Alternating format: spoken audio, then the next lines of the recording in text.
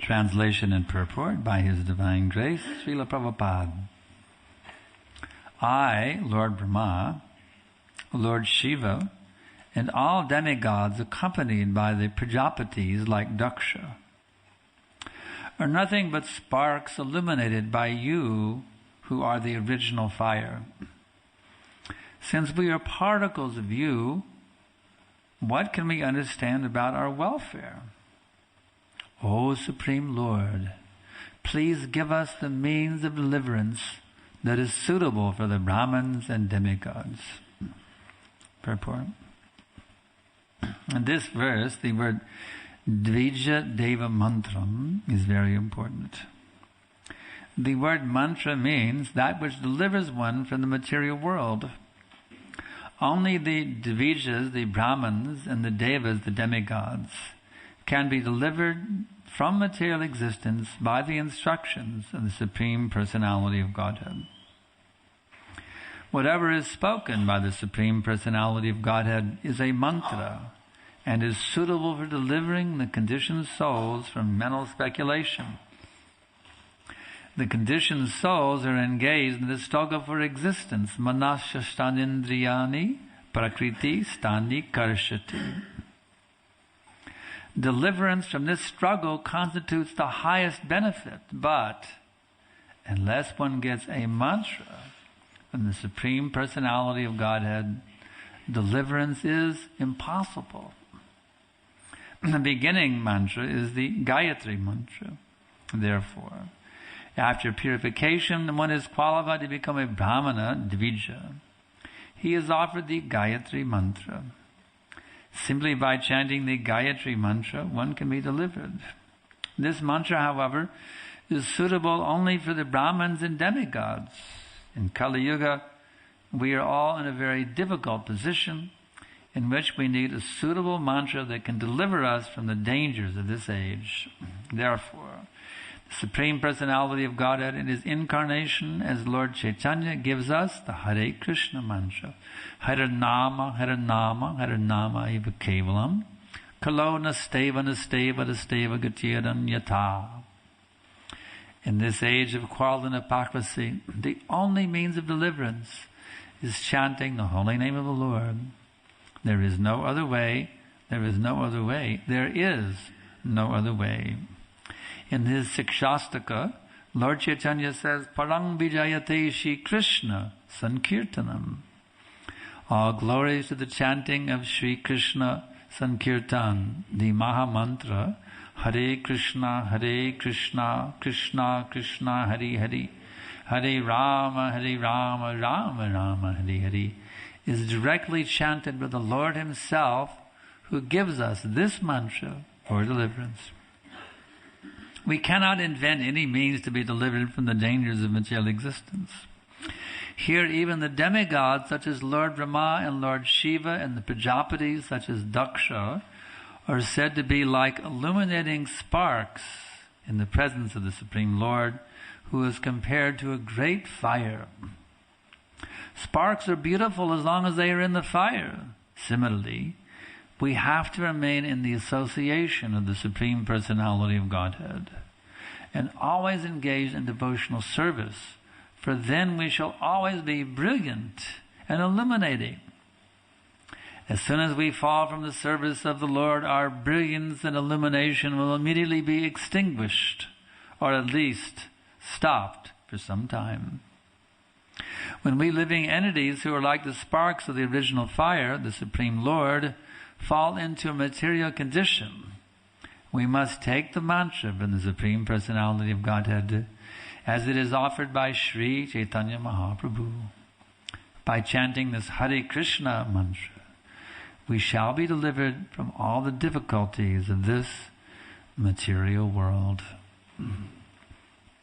Vandeham Shri Guru Shri Jatapada Kamalam Shri Gurun Vaishnavamscha Shri Rupam Sagrajatam Sahagana Raganatanvitam Tam Sajivam Sadaitam Savadutam Parijana Sahitam Krishna Chaitanya Devam Shri Radha Krishna Padam Sahagana Ladita Shri Vishakanvitamsha Namam Vishnu Padaya Krishna Prestaya Bhutale Srimate Bhakti Vedanta Swaminiti Namine Namaste Sarasvate Deve Gauravani Pracharine Nirvishesha Shunyavadi Paschanjadesatarine.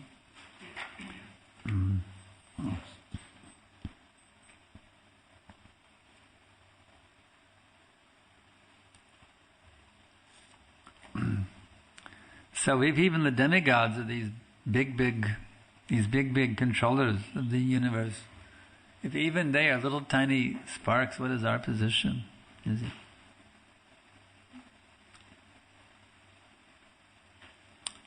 So we have to be humble. We have to be humble. It's a very important thing. Without humility, we are lost. Without humility, we will have no taste for the name. And if we have no taste for the name, whereabouts unknown. That nama ruchi, that taste for the name, is so vital, so important. So we have to have that humility. Humility means we develop proper relationships with each other.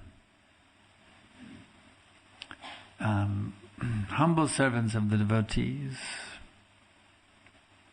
Actually, we can't go any deeper in our relationship with Krishna and with the holy names than we go with the devotees. So you want to have a pure relationship with Krishna, you want to have a pure relationship with Krishna's holy name. If we want to do that, we have to have a pure relationship with the devotees.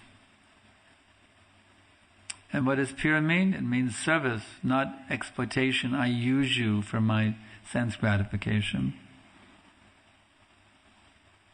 It means I try to help you become Krishna conscious.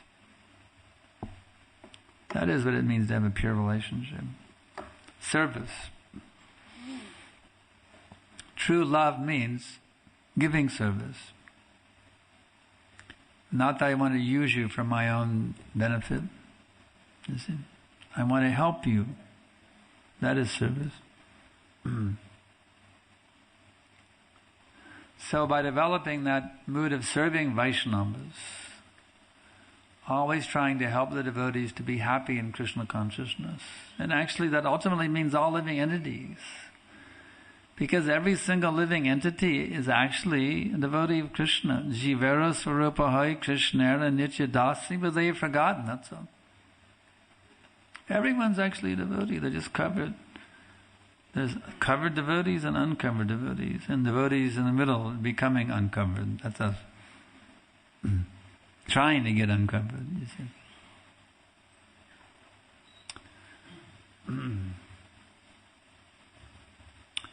So, our service to Krishna is to assist him in this mission of delivering all the living entities. And by that service to this mission of delivering the fallen living entities, we become delivered. As it is sometimes said, the more you give Krishna, the more you get Krishna. So how much Krishna do we want? A little bit of Krishna? A lot of Krishna? We want the full Krishna? How much Krishna do we want? You see? To whatever extent we are actually dedicated to serving Krishna and spreading His glories all over this mundane world, to that extent we get Krishna. So even if we can muster up a little bit of a desire to spread this Krishna consciousness movement, do it. Even just a little desire, you see. Because a little bit, if we can even taste a little bit of Sankirtan Ras, the sweet flavor of preaching Krishna consciousness, even just a little bit, that becomes very, very encouraging, very, very intoxicating.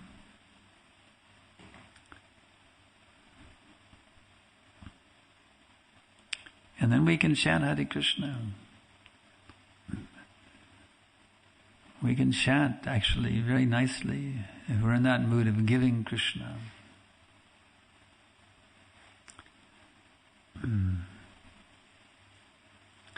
Krishna is real. He's a person. He's not an imagination. He's not a myth. Krishna is everywhere. You can't avoid him, but we're not connected with him due to our selfishness. This is actually very nicely stated in the Brahma Samhita. Ekopyasora charitam jagananda kotim yatshaktirashti jagananda chayagadanta andantarasva paramanu chayantarastam govindam adi purusham tamaham bhajami. He is an undifferentiated entity, as there is no distinction between potency and the possessor thereof. In his work of creations of millions of worlds, his potency remains inseparable. All the universes exist in him, and he is present in his fullness in every one of the atoms that is scattered throughout the universes at one and the same time. And Brahmaji says, such is the primeval Lord whom I adore. Just imagine a person who's actually present within every atom. All the universes are emanating from him. He's present in every single atom, and we are actually allowed to be an associate of that person. By the mercy of Srila Prabhupada and these wonderful acharyas, we are allowed the privilege to actually become an associate of that person who emanates all the universes and who is present within every atom that is scattered throughout these universes at one and the same time. The world is not what it appears to be. With our blunt senses, we have a certain perception of what is England, what is the UK, what is Europe, what is the Earth planet. We have a certain vision. It's all based on lust, on what I can get out of it for my sense gratification. This is blindness. It's miserable, actually. It's very miserable. But when we can actually take the wonderful guidance from Srila Prabhupada and these wonderful, wonderful acharyas, Vaishnava acharyas, when we can take this guidance from these great illuminated personalities, then we can see things differently. Gradually we can become healed from the wounds of our lust. Gradually, what now is actually a blur, we may think we have very good vision, but actually we're very blurred. Everything's a blur for us right now, you see. But by this process, you see, premanjana charita bhakti valochanena, by this process, gradually the blur goes away and Krishna comes into focus. Actually, Krishna is already present, but our vision is so blurred out, we can't see him. We just see the external energy. But by this very, very sublime process given by our beloved Lord Gauranga, gradually, gradually, gradually, Krishna becomes visible.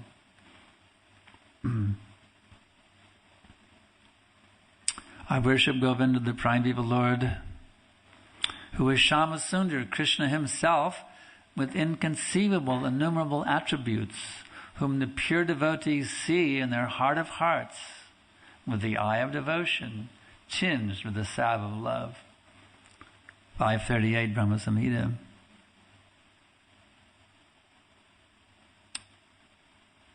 This is very important. Eye ointment, angana, anjana in Sanskrit. We say ointment, and there's also in English the word ungament, which is very obviously similar to anjana.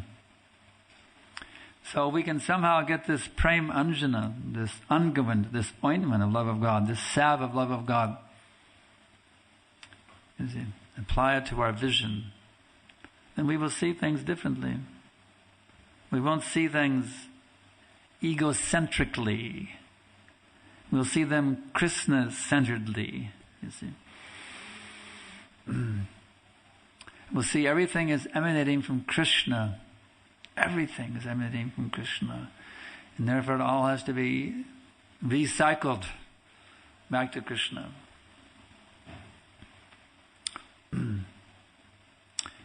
Just like in modern day, they say, well, if you don't recycle, it pollutes the atmosphere, right? You got to recycle, Prabhu. Otherwise you're polluting the atmosphere. Well, the highest sense of that is you have to recycle all of this energy back to Krishna. Otherwise you're polluting the atmosphere, Prabhu. If we're not recycling this energy, we are polluting. We are polluters. If we're not recycling this energy back to Krishna, everything is the energy of Krishna. Bhaktaram jagatapasam sarvaloka maheshwaram suhridam sarvabhutanam gyatvam shantam rishati. One who sees Krishna as the supreme enjoyer, the supreme owner of all the energies. You see? And the best friend, suhridam sarvabhutanam, he achieves peace. The Sanskrit word suhrit is very significant. There's different types of friends in Sanskrit. Bandhu is one. But suhrit, that is the most intimate friend. Heart, you see. One who is is suhrit. Hrit means heart. So the one who is in one's heart, who always keeps within one's heart, that's the dearmost friend. There's mitra, bandhu, and suhrit. The suhrit is the most intimate friend. So that is Krishna. Suhridam sarvabhutanam. So we can see Krishna as our most intimate friend, the owner of everything and the enjoyer of everything. Of course, that's natural. The owner is the enjoyer. It's like, who gets to enjoy your car? Only you do. If somebody else tries to enjoy it, you call the police. The thief is trying to enjoy my car. You see? The owner is the enjoyer. So, since everything is owned by Krishna, including ourselves, we are the property of Krishna. Therefore, everything is to be enjoyed by Krishna. And if we don't engage it in Krishna's service, we are thieves, plain and simple. We're criminals if we don't engage everything in Krishna's service.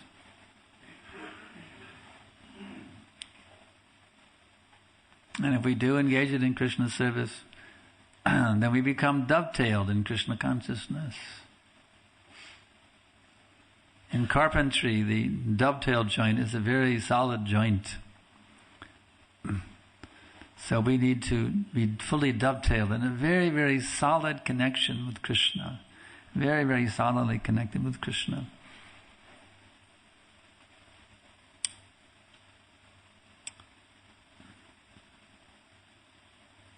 In this way, no more birth and death.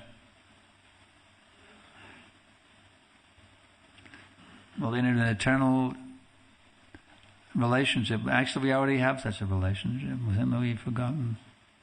We'll regain our original relationship with Krishna. After all, this is nothing artificial, you know.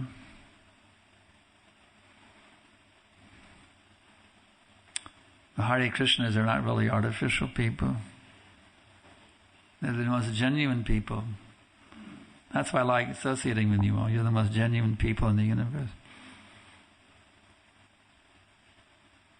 Because you're reconnecting with your eternal identities. That day will come. We'll all be back and sitting on the bank of the Jamuna in Golok.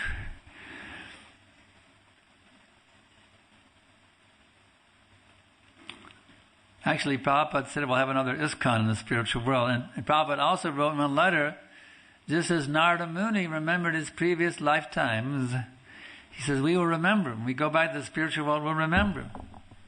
And that's pretty amazing. We can remember what we did here at the manor, what we did in Vrindavan, what we did in Mayapur, we remember the day we were in the Ratha Yatra. We can remember all these things. We'll be able to remember these wonderful experiences. Prabhupada, one letter in the database, Prabhupada talks like that. So we're building up a stock of wonderful transcendental memories, you see, Krishna conscious memories. I remember when I first joined the ashram as a brahmachari back in 1971. My mind was filled up with so much garbage of all the sense gratification I had been engaging in, And I was thinking, how am I going to get this stuff out of my head? It just keeps going around like a movie in my brain. All this garbage I'd been engaged in, all these nonsense things I'd been doing.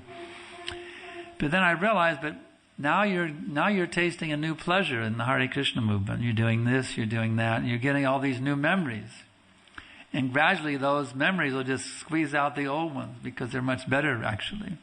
And that's how it works, The more you engage in Krishna consciousness, the more those memories of, sinful activities, nonsense activities, they just keep fading away more and more, and finally they don't haunt you anymore. And Jai Shri Radha Krishna.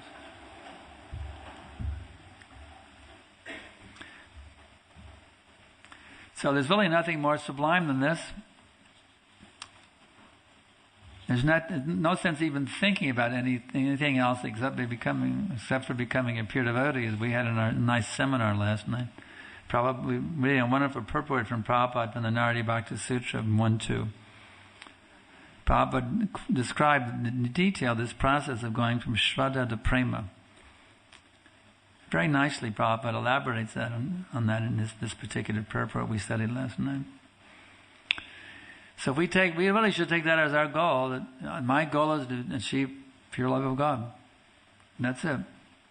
I have no other business except to achieve pure love of God. You see, everything else I'm doing, whether I may be a preacher, a book distributor, a pujari, but it's all. I'm taking this as the medicine to help me come to the point of Krishna Prem. Whatever service I'm asked to do by guru, by temple authorities, etc., that is my particular program for achieving Krishna Prem, pure love of God. We have to see that as the ultimate goal. That's very, very important. We see that attaining pure love of God, that's the goal. That's why I'm here. That's what I'm doing. I'm trying to achieve pure love of Krishna. Shuddha Bhakti. You see?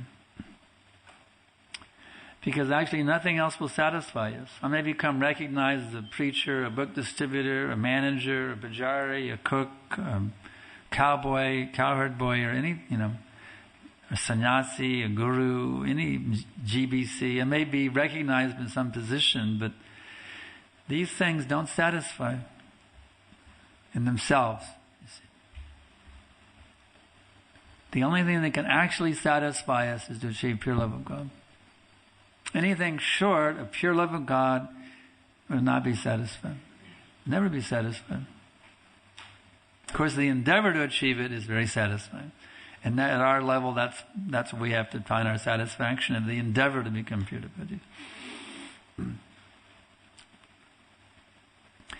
But striving for anything else, name and fame within ISKCON or something like that, it's just, it's not really where it's at.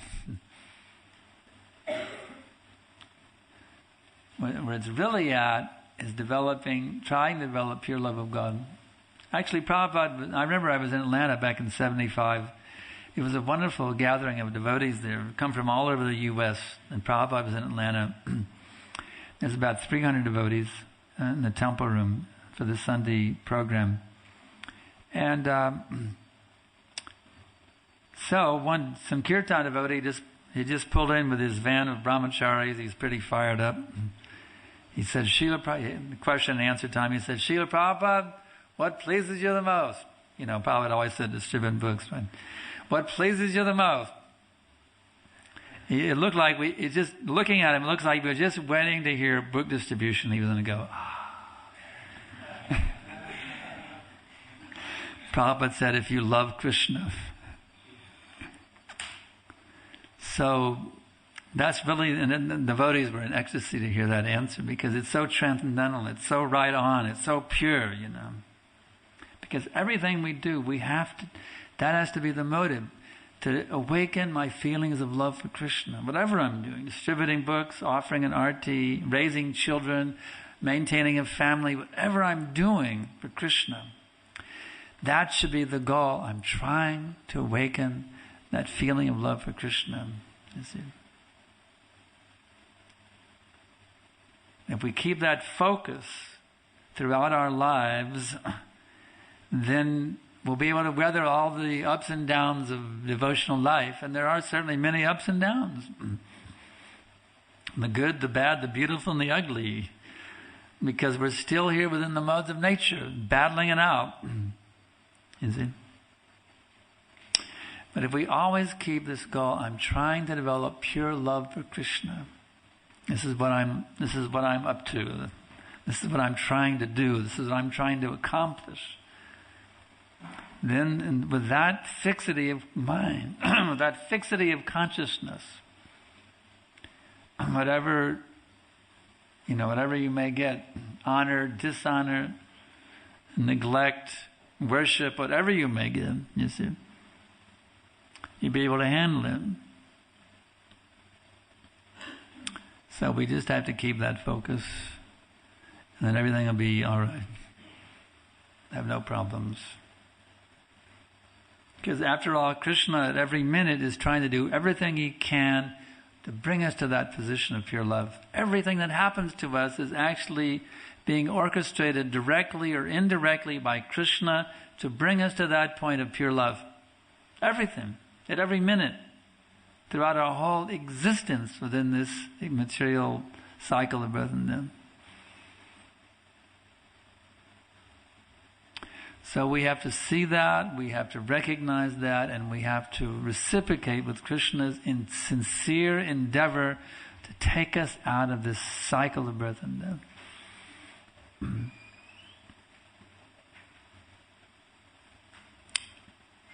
And then nothing will be able to stop us. You see, ahaitakiya pratiyata.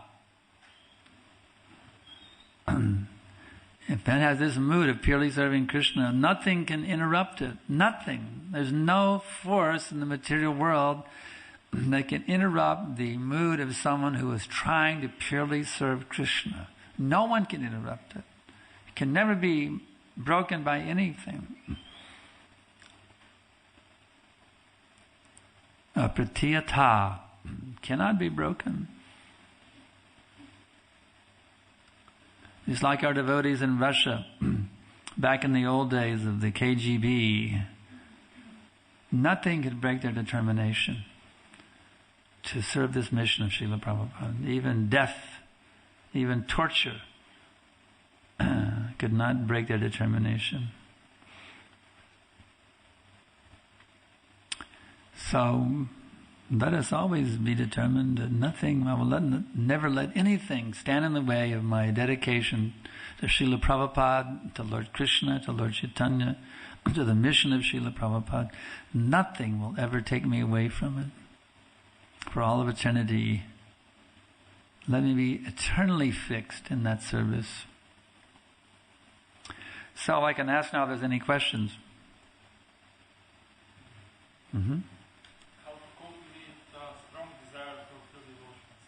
How to cultivate the strong desire for pure devotional service? Well, it's a matter of intelligence. As that Bhagavatam verse says, ahaitakiya pratiyata yayatma suprasidati. This is the only way you can be satisfied.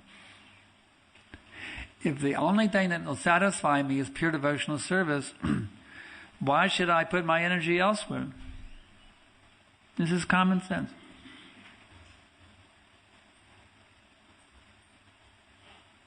It's like saying, well, I need to get to downtown London. Well, I can go this way, this way, this way, or this way. Take the path that gets me there, you see. Why should I go another way which is not going to get me there? That's intelligence.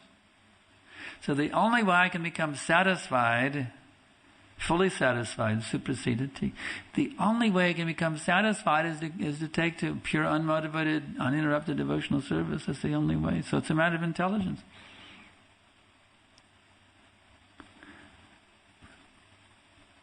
Just like saying, well, I want to go to, just like today, I'm flying to Vrindavan. So how can I get motivated to get on, take the flight, to go to the airport and get on the airplane? It's going to Delhi. How can I? It's just an intelligence. Of course I'm going to do that because I'm going to go to. Should I get on a plane that's going to Trinidad? You see? How can I get motivated to get on the airplane to Delhi? Well, it's a simple thing. I want to go to Vrindavan, and that's what I have to do. I got to fly that direction to India. You see? So how can I get motivated? Because I want to go to Vrindavan, therefore I have no problem. I will naturally get on the airplane that's flying to Delhi. And you see, if I want to go to Vrindavan. So how can you get motivated for pure devotional service? Because you want to be happy and satisfied in life, don't you? Therefore, it's a no-brainer. Pure devotional service is not a big thing. It's like saying I'm hungry now. How do I motivate myself to go eat? How do I motivate myself to get to the Prasadam room? You don't need to. You're hungry. If you're hungry and you have any brains, you'll naturally go to the Prasadam room. So naturally, I think Prasadam time is coming soon. What do you need to motivate you to get to the Prasadam room? You're hungry, that's all. So if you're actually hungry to be satisfied and happy, then that in itself will take you. It's a matter of being properly educated by the bona fide spiritual master, by the bona fide Vaishnavas, by the bona fide scriptures. With proper education, you will naturally do it. It's not that somebody has to, set off a bomb to get you moving in the right direction. Simply, you have to understand what it actually takes to be happy, to be truly satisfied. Only by unmotivated, uninterrupted service to the Lord can one be happy. Bhagavatam states very clearly. Okay? Anything else?